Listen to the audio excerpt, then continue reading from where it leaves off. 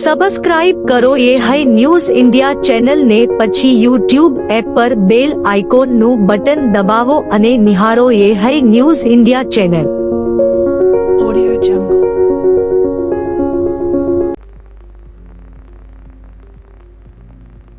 બનાસકાંઠા જિલ્લાના ધાનેરા ખાતે કોંગ્રેસ સમિતિ દ્વારા કોંગ્રેસી વિચારધારા ધરાવનાર નવનિયુક્ત સરપંચ અને નવા જિલ્લા પ્રમુખ ગુલાબસિંહ રાજપૂતનો સન્માન સમારંભ યોજવામાં આવ્યો હતો.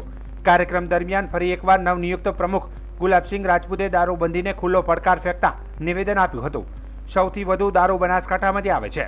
પોલીસવાળાઓના વોટ્સએપ ગ્રુપ બન્યા છે, જેમાં પોલીસ કર્મચારીઓ દારૂ ભરેલી ગાડીઓના ફોટા ગ્રુપમાં નાખે અને આ ગાડી આવે છે, કોઈએ રોકવાની નહીં, અને આખા બનાસકાંઠામાં છૂટ અને કરોડોનો હપ્તો પાલનપુરથી ગાંધીનગર અને સુરત સુધી પહોંચે છે. બનાસકાંઠાની પોલીસ પહોંચાડે છે અને બેફામ બનાસકાંઠામાંથી દારૂ ગુજરાતમાં જઈ રહ્યો છે. વધુમાં કહેતા જણાવે છે કે આપણને દેખાય છે પણ પોલીસે નથી દેખાતું અને દર મહિને 7 થી 8 કરોડનો હપ્તો જાય છે. તેમજ આગામી સમયમાં દારૂની ગાડીઓ આવતી હોય ત્યારે સૌ સાથે મળી જનતા રેડ કરવાની છે અને જનતા રેડ કરતા આગેવાનોને નાની મોટી ઈજાઓ થતી હોય તો તેની જવાબદારી બનાસકાંઠાના એસપીની રહેશે. માત્ર દારૂ જ નહીં પણ ખુલ્લેઆમ ડ્રગ્સ, એમડી આ લોકો પાસે તોડ કરી આવનારી યુવા પેઢીને નુકસાન કરવાનું કામ બનાસકાંઠા પોલીસ કરી રહી છે તેવા અનેકો આક્ષેપો કર્યા હતા. અત્યારે આ ગુજરાતની અંદર દારૂબંધી છે, પણ તો સૌથી વધુ દારૂ કોઈ આવતો હતો બનાસકાંઠામાંથી આવે છે. પોલીસ વાળાના વોટ્સએપ ગ્રુપ બન્યા છે. પોલીસ વાળાના ડ્રાઈવરો એ દારૂની ગાડીના નંબર પ્લેટના ફોટા પડીને ગ્રુપમાં નાખે કે આ ગાડી આવે છે, આ નંબર પ્લેટ છે, કોઈ રોકવાની નહીં. અને આખા બનાસકાંઠામાંથી એટલે બેફામ છૂટ, જેટલી દારૂની ગાડીઓ લઈને ફરો, જે ધંધા કરવા કરો. આજે કેટલા છોકરાઓ મરી ગયા, કેટલી બહેનો વિધવા થઈ ગઈ. આ બનાસકાંઠામાં છેલ્લા 3 વર્ષમાં કદાચ કોઈને રાજસ્થાન જવું નથી પડતું. બનાસકાંઠા બધો દારૂ અહીંયા જ ઘરે હોમ ડિલિવરી આપવામાં આવે છે. કરોડો રૂપિયાના હપ્તા વાયા પાલનપુરથી ગાંધીનગરથી સુરત સુધી પહોંચે છે. બનાસકાંઠાની પોલીસ પહોંચાડે છે. દારૂ બેફામ આ બનાસકાંઠામાંથી આખા ગુજરાતમાં જઈ રહ્યો છે. આ પણ દેખાય છે, પોલીસ વાળા નથી દેખાતું. તમે તો તમારા ગામમાં દારૂ વેચે, તમને ખબર છે કે નહીં? ખુલ્લેઆમ સ્ટેન્ડ ચાલે છે કે નહીં? હા, જાહેરમાં સ્ટેન્ડ ચાલે છે ને? જાહેરમાં દારૂ વેચાય, સ્ટેન્ડ ચાલે છે તો આપણને ખબર છે, આ પોલીસને નથી ખબર. પણ હપ્તા દર મહિને 7 થી 8 કરોડ રૂપિયાનો હપ્તો આ બનાસકાંઠાની અંદરથી જાય. શા માટે કોઈ ધંધો જ કરવો પડે? એટલે આના માટે પણ એક દિવસ બધા ભેગા થઈને, ભલે નથાભાઈની ઉંમર થઈ હોય, બળવંતસિંહ હોય કે શહેર કોંગ્રેસ હોય, તાલુકા કોંગ્રેસ હોય, એક દિવસ આપણે નક્કી કરવું છે કે બનાસકાંઠાની અંદર જેટલી પણ બોર્ડરો છે એના ઉપર જ્યારે દારૂની ગાડીઓ આવતી હોય તો જનતા રેડ કરવી પડે તો કરવાની છે. અને જનતા રેડ કરતા કોઈ પણ આગેવાનને કઈ નાની મોટી ઈજા થશે તો એની જવાબદારી બનાસકાંઠાના ડીએસપી ની રહેશે. કેમ કે ડીએસપી ના ધ્યાનમાં નથી આટલી બધી દારૂઓ નીકળે છે. આમ તો નાની નાની બાબતનું બહુ ધ્યાન હોય, પણ આ દારૂની ગાડીઓ નીકળે દેખાતી નથી લાગતું, અથવા તો એમની શરમમાં ગાડીઓ નીકળી રહી છે. આ તમામ મુદ્દે લડવાનું છે આપણે. કેમ કે આજે માત્ર દારૂ પૂરતું નથી રહ્યું. અત્યારે ખુલ્લેઆમ ડ્રગ્સ વેચાય, એમડી વેચાય. કોઈ દારૂ વેચનારાનો કદાચ તોડ કરે તો વાંધો નથી, પણ એમડી ડ્રગ્સ જે વેચતા હોય એની પાસે પૈસાનો તોડ કરે તો આવનારી આપણા વિસ્તારની યુવા પેઢી બરબાદ કરવાનું આ કામ પોલીસ કરી રહી. તો આપણે સાથે મળીને આપણે લડવાનું, ઘણા બધા મુદ્દે લડવાનું છે.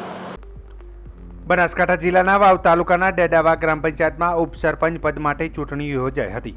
ચૂંટણી અંતર્ગત સરપંચ તરીકે જેવતાભાઈ હરસિંગભાઈ જેપુ અને ઉપસરપંચ તરીકે સંતોકબેન વિક્રમભાઈ ખરડોલાની નિયુક્તિ કરવામાં આવી છે. નવનિયુક્ત સરપંચ અને ઉપસરપંચને ગામ લોકોએ શુભકામના પાઠવી હતી અને અભિવાદન કરી પોતાના ગામના સર્વાંગી વિકાસ માટે આશાવાદ વ્યક્ત કર્યો છે કે નવું નેતૃત્વ ગામની સુવિધાઓ, સુચારુ વ્યવસ્થાપન તથા વિકાસના કાર્યોને વેગ આપશે.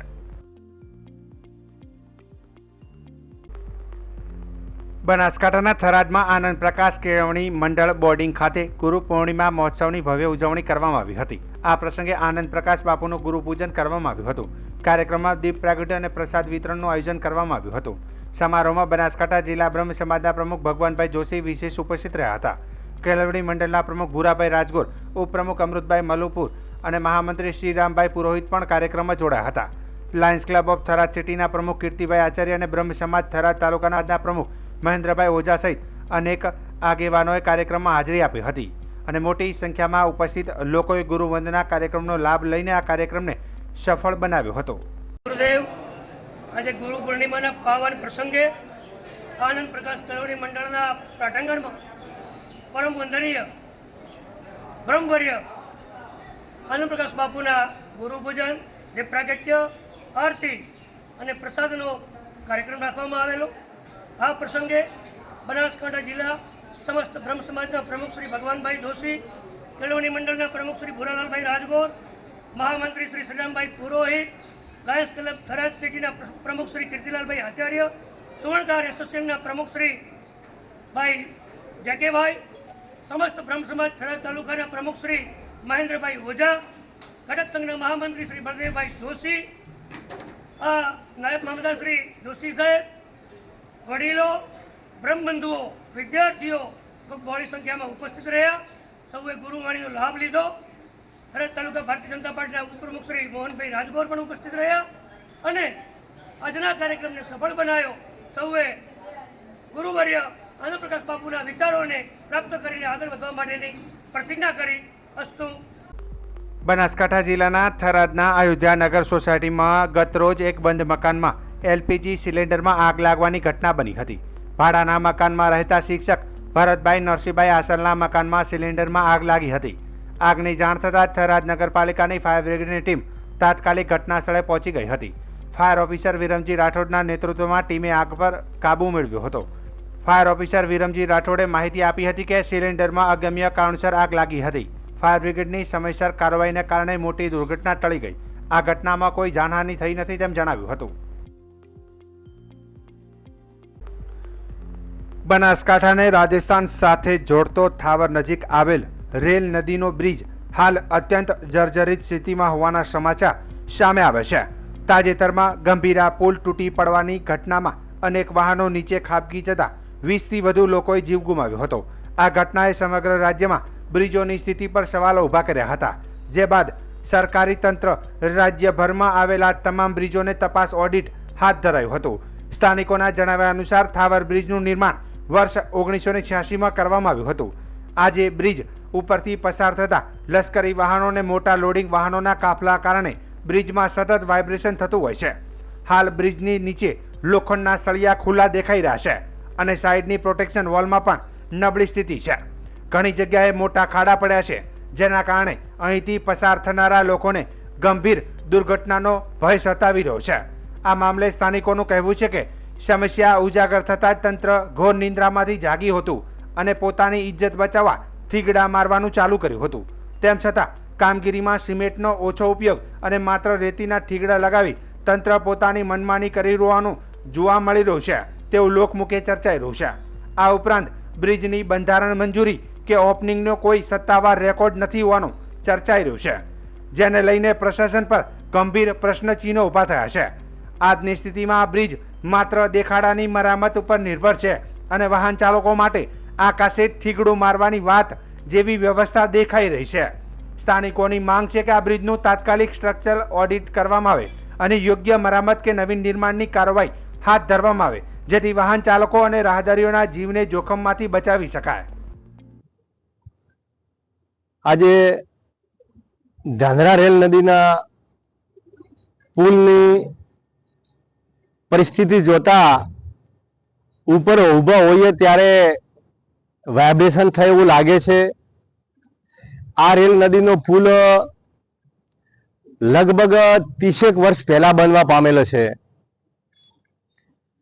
જે તે સમયે પુલનું નિર્માણ થયું તે સમય પણ એવી લોકવાયકા ચાલુ હતી કે આ પુલ મંજૂર કરેલો નથી, મંજૂર થયો ન થયો સરકાર જાણે. પણ હાલમાં ગુજરાતમાં રોજબરોજની જે ઘટના બને છે ને હાલમાં જે ગંભીરા બ્રિજ નો એક ભાગ તૂટ્યો અને 20 કરતા વધુ માણસોએ પોતાના જીવ ગુમાવ્યા, ત્યારે અમોને પણ અમારા વિસ્તાર ધાનેરાની રેલ નદી ઉપર જે બ્રિજ બનેલો છે તેની બંને બાજુની જે રેલિંગ મૂકેલું છે જે લોખંડનું, એ પણ ઘણી જગ્યાએ તૂટેલું છે. એનો જે કઠેડો છે, કઠેડો પણ ઘણી જગ્યાએ જર્જરિત હાલતમાં દેખાય છે. આજે અમે પુલના નીચે જોયું તો અમુક ભાગોમાં લોખંડ દેખાઈ રહ્યું છે. જે પુલ વજન પકડીને ઊભો છે અને એના જે ગડર કહેવામાં આવે છે એ ગડર પણ એક ભાગમાં એનું લોખંડ નરી આંખે આજે પણ આપણે જોવાઈ રહ્યું છે. ખરેખર તંત્રને મારી વિનંતી છે કે ધાનેરા રેલ નદી ઉપર બ્રિજની અંદર જે આકસ્મિક ઘટના ઘટે તે પહેલા કોઈ પણ માનવ વધારે સર્જાય તે પહેલા મારી કલેક્ટર સાહેબ અને મુખ્યમંત્રી સાહેબને વિનંતી છે કે આ બાબતે ઘટતી કાર્યવાહી કરાવે અને આ બ્રિજનું પણ ચેકિંગ કરાવે કે હવે ખરેખર કેટલો સમય ચાલશે અને કેટલા સમય પછી નવો બનાવવો પડશે. હોનારત સર્જના પછી તંત્ર દોડે છે ને આની અંદર એક માનવની જિંદગી હોમાય ત્યારે 2, 5 કે 10 લાખ રૂપિયા સહાય જાહેર કરે છે. હું સરકારને વિનંતી કરું છું કે માનવ સાથે મસ્કરી ન કરવી જોઈએ. કદાચ એકાદ ઘટના ઘટે તેને આપણે કુદરતી કહી શકીએ, પણ જો ગુજરાતની અંદર વારંવાર ઘટનાઓ બનતી હોય તો ઘટના બન્યા પછી તંત્ર દોડતું થાય એ પહેલા સત્વરે અમારા ધાનેરા રેલ નદી ઉપર આવેલા બ્રિજનું સમારકામ કરાવે અને જો તેનો અમુક હિસ્સો કે એવું બદલવા જેવું હોય તો બદલે, અને જો ચાલુ રહે એવું હોય એમની રિપોર્ટ જનતા સમક્ષ મૂકવો જોઈએ, તો જેથી કરીને જનતામાં ભયનો માહોલ ન કરે. નહીતર હાલમાં જે બ્રિજો છે ત્યાં માનવના મગજમાં એક જ છે કે કદાચ આ બ્રિજ તો ન તૂટી જાય ને, આ બ્રિજ તો તૂટી નહીં જાય ને. જેના લીધે મારી કલેક્ટર સાહેબને ખૂબ વિનંતી છે કે તમે પૂર આવ્યું ત્યારે સ્થળ વિઝિટ લીધી હતી અને તમે પણ એક જાત અનુભવ કર્યો છે કે તે વાઇબ્રેશન મારે છે. વાઇબ્રેશન કેટલા ટકા મારે કેટલા ટકા ન મારે તપાસનો વિષય છે, પણ જો કદાચ ઘટના ઘટે એ પહેલા તપાસ કરાવી અને એનો રિપોર્ટ જાહેર જનતા સમક્ષ મૂકો એ મારી વિનંતી છે. બનાસકાંઠા જિલ્લાના ધાનેરા તાલુકાના છોટા અન્નાપુર ગામમાં તારીખ 3 જુલાઈ 2025ના રોજ અતિભારે વરસાદ વરસતા તળાવો અને નદી નાળા છલકાયા હતા. પરિણામે ખેતરોમાં ભારે માત્રામાં પાણી ભરાતા મગફળી, બાજરી, તલ અને ગવાર જેવા પાકો સંપૂર્ણ રીતે નાશ પામ્યા હતા.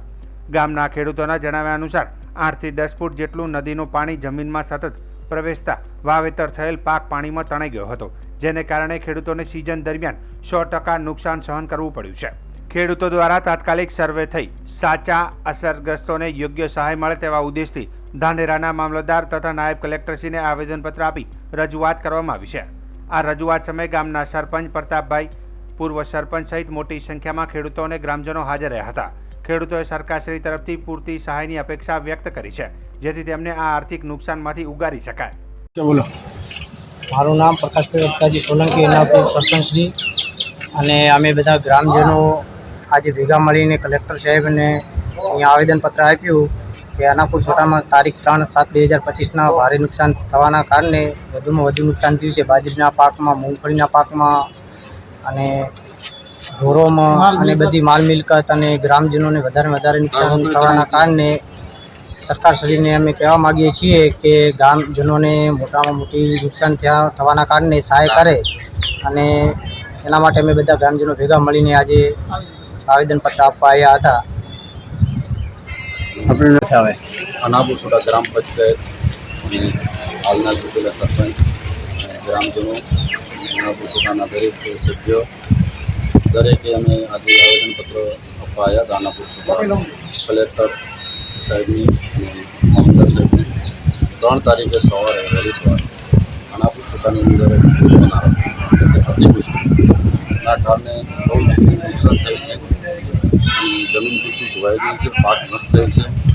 આગળ પણ અમે રજૂઆતો કરેલી છે, હજી સુધી આનું કંઈ નિરાકરણ આવેલ નથી. જેમ બને એમ સરકાર સહિતની અમારી અપેક્ષા છે કે જેટલું બને એટલું ઝડપી તાત્કાલિક વળતર આપે અને ખેડૂતો હાલ ફરીથી નવેસર વાવેતર કરી રહ્યા છે. પછી તમારા અધિકારીઓ આવશે ને કહેશે કે નાગપુર છોટાની અંદર કશું નથી, પણ ખેડૂત એક જગતનો તાજ છે, એ ક્યારેય બેસી શકે તેમ નથી. અમને જેમ બને એમ ઝડપી ચૂકવી આપવા વિનંતી. બનાસકાંઠા જિલ્લાના દાતા તાલુકાની વેકરી પ્રાથમિક શાળામાં ફૂડ પોઈઝનિંગની ગંભીર ઘટના સામે આવી છે. શાળાના 30થી વધુ બાળકો અચાનક બીમાર પડી જતા તેમને સારવાર માટે માકડી આરોગ્ય કેન્દ્ર ખસેડવામાં આવ્યા હતા. પ્રાપ્ત માહિતી મુજબ છેલ્લા 2 દિવસથી અનેક બાળકોમાં ઝાડા અને ઉલટીના લક્ષણો દેખાયા હતા. ઘટનાને ગંભીરતાપૂર્વક લઈ તાત્કાલિક સારવાર શરૂ કરાઈ, તેમ છતાં એક બાળકનું દુઃખદ મૃત્યુ થયું છે. સ્થિતિ નાજુક હોવાનું જણાતા 3 બાળકોને વધુ સારવાર માટે ખેડ બ્રહ્મા ખાતે રિફર કરાયા છે. હાલ પણ 13 જેટલા બાળકો માકડી આરોગ્ય કેન્દ્રમાં સારવાર હેઠળ છે. ઘટના અંગે જાણ થતાં જ એસડીએમ અને તાલુકા આરોગ્ય અધિકારી PHO સ્થળ પર પહોંચ્યા હતા અને સમગ્ર પરિસ્થિતિની સમીક્ષા કરી હતી. આરોગ્ય વિભાગ દ્વારા ફૂડ સેમ્પલ લેવામાં આવે છે અને પોઈઝનિંગના ચોક્કસ કારણો અંગે તપાસ ચાલી રહી છે. વેકરી આશ્રમ શાળામાંથી ડાયરિયા અને વોમિટિંગના બહુ બધા કેસ આવી રહ્યા છે અને એમાં આજે સવારમાં 30થી વધારે બાળકોને સારવાર આપવામાં આવી છે. 3 બાળકોને અહીંયાથી રિફર કરવામાં આવ્યા છે. એની જાણકારી મેળવી તો એ સારી રીતે છે. મોસ્ટલી આ ફૂડ પોઈઝનિંગનો કેસ છે. બધાને 30થી ઉપર બાળકો છે. શું જમવાથી થયું?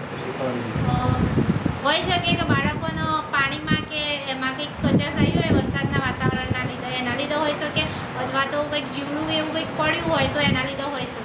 કેટલા જણા બેન મૃત્યુ પામેલા છે? એક બાળકની જાણકારી મળી છે કે એનો સારવાર અપાઈ હતી પણ હોસ્ટેલમાં એનું મૃત્યુ પામ્યું. આ લોકોને શું થાય છે? શું પ્રોબ્લેમ છે અત્યારે? મોસ્ટલી ડાયરિયા, વોમિટિંગ અને એબ્ડોમિનલ પેઇનનો પ્રોબ્લેમ છે. ઝાડા શું ખાવાથી થયું? સવારમાં અમારા ખાધા હતા. બીજું કંઈ નહીં ખાધું. કેટલા બાળકો હતા? ઘણા હતા. મૃત્યુ પામેલું કોઈ બાળક એમ લાગે છે. ક્યારે થયું? મને તો સવારમાં થયું ઝાડા. ના, અમુકને કાલનો થયેલો, અમુકને સાંજે થયેલો. 2 દિવસ થયું. શું નામ છે તારું? ડામોર લતાબેન ખીમાભાઈ. કયા ધોરણમાં અભ્યાસ કરે? 11માં. ધોરણ 11.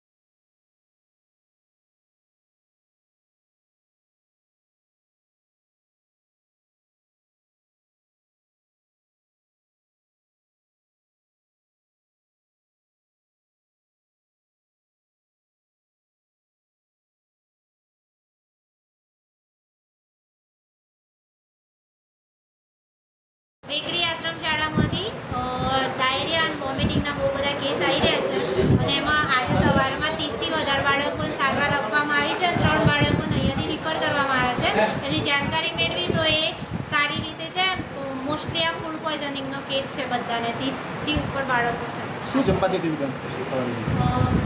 હોઈ શકે કે બાળકોનો પાણીમાં કે એમાં કંઈક કચાશ આવી હોય વરસાદના વાતાવરણના લીધે, એના લીધે હોઈ શકે અથવા તો કંઈક જીવડું એવું કંઈક પડ્યું હોય તો એના લીધે હોઈ શકે. કેટલા જણા બેન મૃત્યુ પામેલા છે? એક બાળકની જાણકારી મળી છે કે એનો સારવાર અપાઈ હતી પણ હોસ્ટેલમાં એનું મૃત્યુ પામ્યું. આ લોકોનું શું થાય છે? શું પ્રોબ્લેમ છે અત્યારે લોકોને? મોસ્ટલી ડાયરિયા, વોમિટિંગ અને એબ્ડોમિનલ પેઇનનો પ્રોબ્લેમ છે. જાડા શું ખાવાથી થયું? સવારમાં અમારા ખાધા હતા. બીજું બીજું કંઈ નહીં ખાધું. કેટલા બાળકો હતા ટોટલ? ઘણા હતા મોટું મૃત્યુ પામેલું કોઈ બાળક એમ લાગે છે. ક્યારે થયું આ? મને તો સવારમાં થયું. જાડા તમારી સાથે થયું? ના, અમુકને કાલનું થયેલું, અમુકને સાંજે થયેલું. 2 દિવસ થયું ને? શું નામ છે તારું? ડામોર લતાબેન ખીમાભાઈ. કયા ધોરણમાં અભ્યાસ કરે? 11માં. ધોરણ 11. ખાવામાં કોક આવી ગયેલા છે. ખાવામાં કોક બની ગયેલું. કઈ શાળામાં થયું? દીકરી શાળામાં. પ્રાઇવેટ શાળા છે? બનાસકાંઠા જિલ્લામાં ટ્રાફિક નિયમોનું ચુસ્ત પાલન સુનિશ્ચિત કરવા આરટીઓ વિભાગે તાજેતરમાં કડક અભિયાન હાથ ધર્યું છે. જિલ્લાના આરટીઓ અધિકારી દ્વારા 3 માસમાં નિયમોનો ભંગ કરનાર વાહન ચાલકો વિરુદ્ધ પ્રત્યક્ષ કાર્યવાહી કરી કુલ 6151 ચલણો ફાડી રૂપિયા 2.49 કરોડનો દંડ વસૂલ કરવામાં આવ્યો છે. સાથે જ drink and drive, over speeding તથા અન્ય ગંભીર નિયમ ભંગ કરનાર કુલ 115 વાહન ચાલકોના ડ્રાઇવિંગ લાયસન્સ રદ કરવામાં આવ્યા છે. આરટીઓના આ સઘન અભિયાન અને કડક વલણને પગલે વાહન ચાલકોમાં સ્પષ્ટ રીતે ભય અને ફફડાટનો માહોલ જોવા મળી રહ્યો છે. વહીવટી તંત્રએ જણાવ્યું હતું કે માર્ગ સુરક્ષા અંગે કોઈપણ પ્રકારની ઢીલા સહન કરવામાં નહીં આવે અને નિયમોનું ઉલ્લંઘન કરનારા સામે આવનારા સમયમાં પણ આક્રમક કાર્યવાહી જારી રહેશે. છેલ્લા 3 માસમાં આરટીઓ દ્વારા બેફામ રીતે વાહન ચલાવતા હોય, દારૂ પીને વાહન ચલાવતા હોય અથવા હેલ્મેટ અથવા સીટ બેલ્ટ ના પહેરેલ હોય તેવા વાહન ચાલકોના ટોટલ 115 લાયસન્સ સસ્પેન્ડ કરવામાં આવ્યા છે.